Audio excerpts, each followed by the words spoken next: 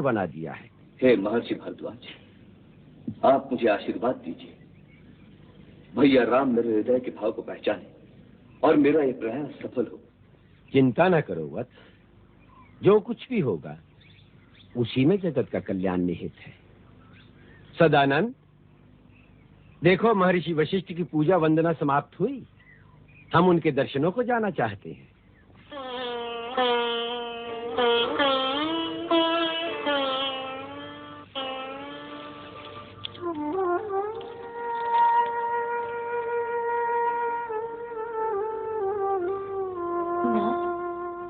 आज मैंने बहुत विचित्र सा स्वप्न देखा है। क्या सीधी? मैंने देखा जैसे भरत जी समाज सहित यहाँ आए थे।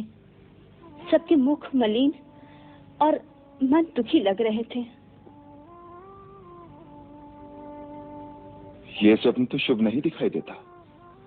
मुझे भरत की चिंता है। वो हमारे विरह में रोगी भी हो सकता है। भाभी, मैं जंगल से लकड़ी लेकर आता हूँ। लक्ष्मण, शीघ्र वापस आना। हम कुछ चिंतित हैं। सीता ने एक दुस्वप्न देखा है। कैसा स्वप्न भाभी? यही कि भरत दुखी है। उसे काहे का दुख? उसका तब तक राज अभिषेक हो गया होगा। राजा बनकर आनंद से रह रहा होगा। तुम उसे नहीं जानते लक्ष्मण। वो मुझे इतना अधिक स्नेह करता है कि उस पगले ने राज्याभिषेक भी रो रो कर कराया होगा, माता और पिताजी की आज्ञा से विवश होकर। भैया, आप सबको अपने जैसा सीधा और सरल समझते हैं। ये लक्ष्मण बचपन से भरत से लड़ाई करता रहता है। उन दोनों में आपके स्नेह के लिए स्पर्धा है ना?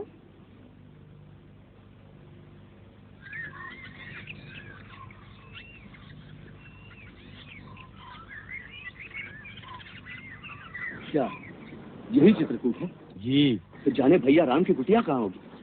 आप चिंता मत करें कुमार, हम मनई भेजे, अभिनय पता लगाए कि आ जाए। कुमार कुमार कुमार, मैंने श्री राम की कुटिया ढूंढ ली है। उनकी कुटिया इसी स्थान पर है। वो पेड़ों का झुरमुट दिखाई देता है ना, ठीक उसकी दूसरी तरफ। वो इस समय राजकुमार लक्ष्मण और देवी सीता सहित वहाँ विराजमान है। क्या भैया विराजमान है? चलिए गुरुदेव, आप ये चढ़ाई शीघ्रता से चढ़ नहीं पाएंगे। आप माताओं को लेकर धीरे धीरे आइए, बाकी सब लोग यहीं विश्राम करेंगे। आइए चलिए।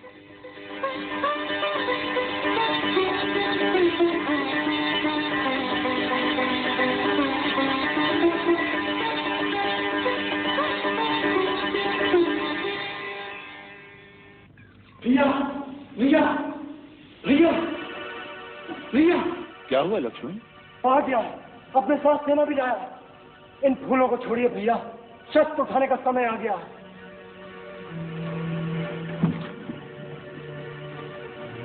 अच्छा हुआ वो खुद चलकर आ गया। आज मैं उसे जीता नहीं छोड़ूंगा। क्या बात है लक्ष्मण, कौन आ गया? आपका चहेता भरत। क्या भरत आया है? कहाँ है? चित्रकूट तक आ गया है। मुझे वन में भील और कौल मित्रों ने आकर कहा, अयोध्या का राजा भरत अपनी चतुरंगी सेना के साथ चित्रकूट आ रहा है। मैंने स्वयं पेड़ पर चलकर देखा तो मुझे सच सेना दिखाई दी। अपनी सूर्य पताका लहरा रही थी, साथ में घोड़े और हाथी भी थे। इसका अर्थ है वो अपनी पूरी शक्ति के साथ आक्रमण करने आ रहा है। आक्रमण? किस पर? आप पर। और किस पर?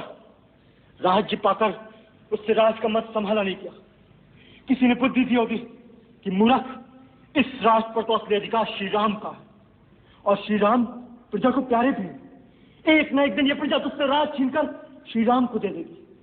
बस उसने सोचा होगा इस समय दोनों भाई वन में निस्सहाय अवस्था में अकेले हैं, दोनों को समाप्त कर अपना राज निष्कंटक कर लूं। उसे नहीं पता था कि अभी तक लक्ष्मण जीवित है। क्या अनर्गल बातें कर रहे हो लक्ष्मण? भरत की बुद्धि ऐसी कुटिल कभी नहीं हो सकती। क्यों?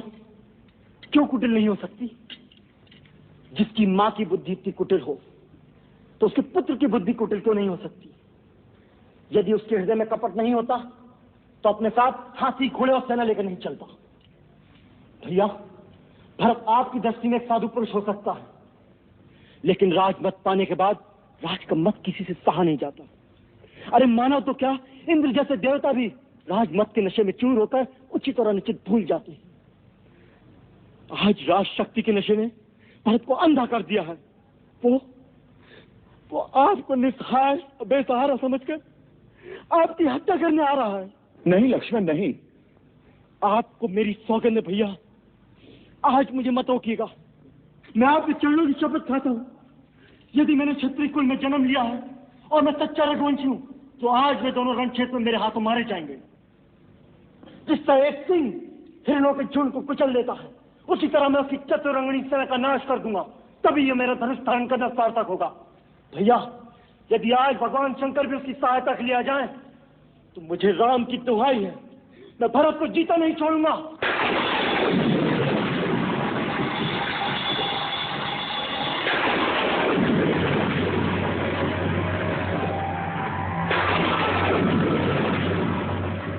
सावधान लक्ष्मण, सावधान।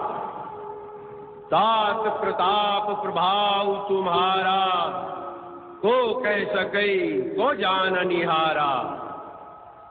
तुमने भरत को मारने की जो प्रतिज्ञा की है, उसे तुम निश्चय ही पूरा कर सकते हो, किंतु वेदों और विद्वानों का कहना है कि मनुष्य को कोई भी ऐसा कठोर कर्म करने से पहले उसके उचित या अनुचित होने पर विचार अवश्य कर लेना चाहिए। कोई बड़ा और महत्वपूर्ण कार्य बिना सोचे समझे अकस्मात नहीं कर देना चाहिए, जिससे पीछे पछताना पड़े। इसलिए उचित अथवा अनुचित की बात सोचकर और इसका परिणाम क्या हो सकता है, इसका विचार करके ही युद्ध के लिए धनुष उठाओ, क्योंकि युद्ध में सर्वदा हानि अधिक होती है, लाभ कम होता है।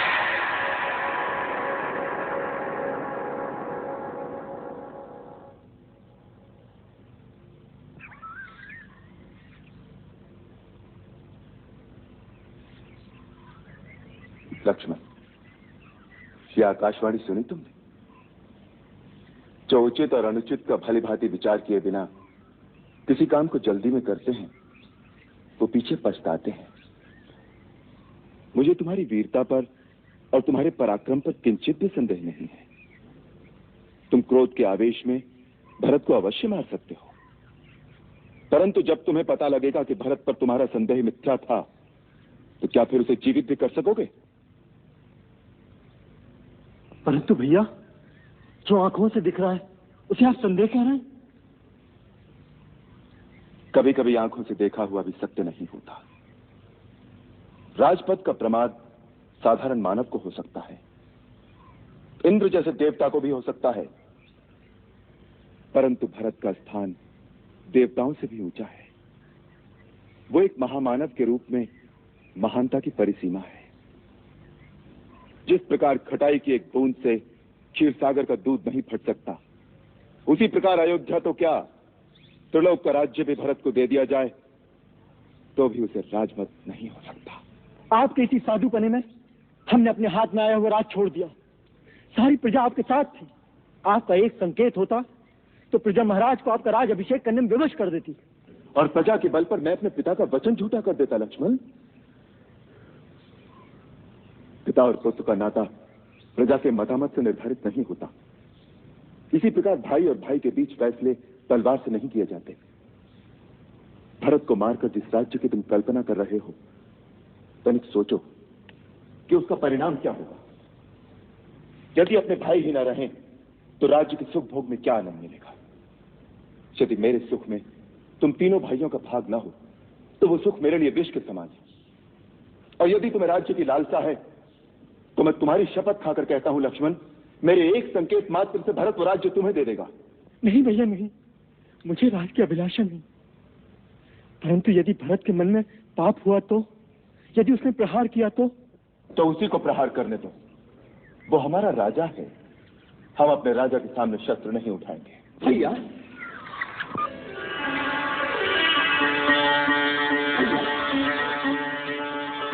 भैया भैया मैं आपकी शरण में आ गया हूँ, भैया आपकी शरण में आ गया हूँ।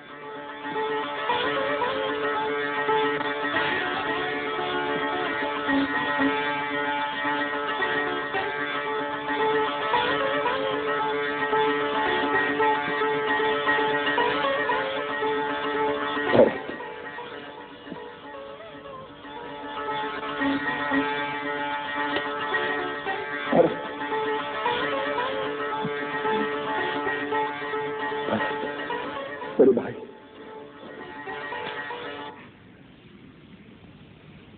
नहीं जिस पापी के कारण आपकी ये दशा हुई है उसे भाई मत कहिए। मैं अब इसका अधिकारी नहीं।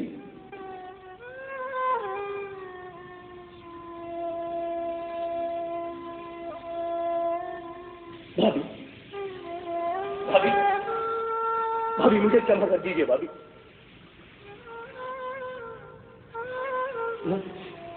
मैं एक निर्लज की भांति आपके सामने आ गया।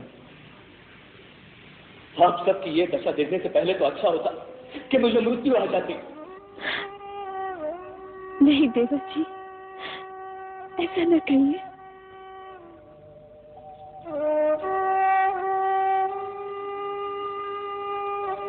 प्रणाम भैया, प्रणाम। नहीं लक्ष्मण, मैं इस योग्य नहीं कि तुम मुझे प्रणाम करो। मेरे मन में पाप नहीं, मैं स्वयं मूर्तिमान पाप हूं, जिसके कारण भैया भाभी पर तुम्हारी ये दशा हुई है। ऐसे पापी को प्रणाम मत करो। मुझे माफ कर दो भैया, मुझे माफ कर दो। मेरे मन में आपके लिए दोष आ गया था और मैंने आपके ऊपर धनुष उठाया। तो वो बाण चलाया क्यों नहीं पगले? वो बाण चला देते तो मेरा बहुत बड़ा उपकार करते। फिर मैं भैया के सामने अपना एक कलंकित मुंह लेकर तो नहीं खड़ा होता। मेरी कुलघातिनी माता के पापों का मुझे यही दंड मिलना चाहिए। भरत, माता के लिए ऐसे अपशब्द कहना पाप है। तुम तो धर्म के अवतार हो। मेरी कैकेयी माता के लिए मैं तुमसे ऐसे शब्दों की अपेक्षा नहीं करता। भैया, इस परिस्थिति में मेरी बुद्धि मारी गई है। मेरे सब दोष क्षमा कर दो। मैं अपने पापों का प्रायश्चित करने ही तो आपकी शरण में आया हूं। धीरज से काम लो भरत। भैया